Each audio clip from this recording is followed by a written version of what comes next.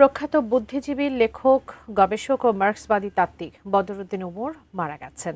ইন্না লিল্লাহি ওয়া ইন্না ইলাইহি রাজিউন। তার বয়স হয়েছিল ৯৪ বছর।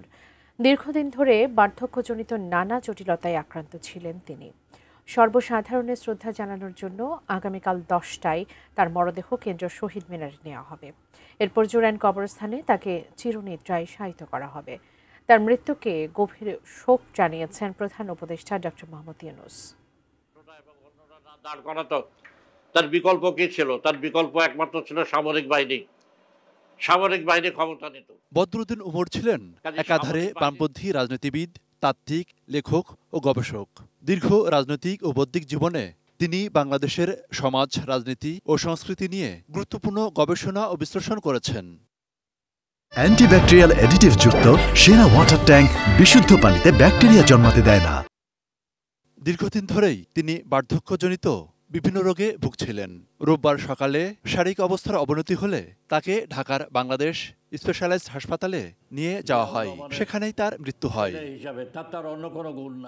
এর আগে শ্বাসকষ্ট ও রক্তচাপের সমস্যার কারণে গত ২২ জুলাই হাসপাতালে নেওয়া হয়েছিল।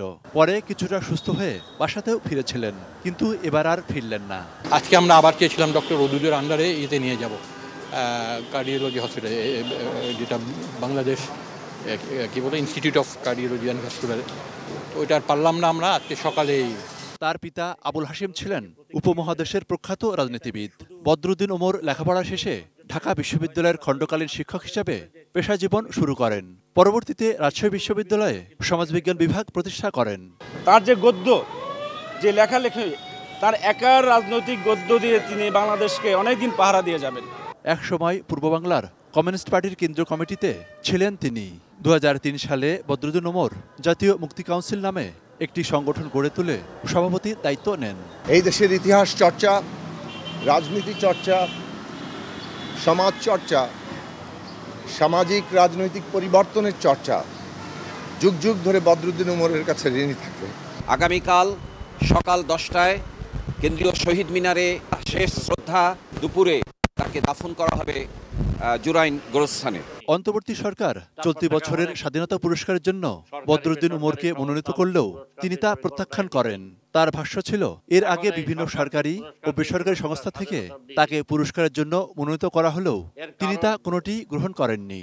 আমি মনে করি যে আমি যে সব কাজ করেছি সেই কাজটা আমি নিজের ভেতরের তাগিদ থেকে করেছি, নিজের আনন্দে করেছি। এর জন্য কেউ আমাকে পুরস্কৃত করবে এইটা আমার পছন্দ না। মনিরুল ইসলাম, ইন্টু, 18 নিউজ, ঢাকা।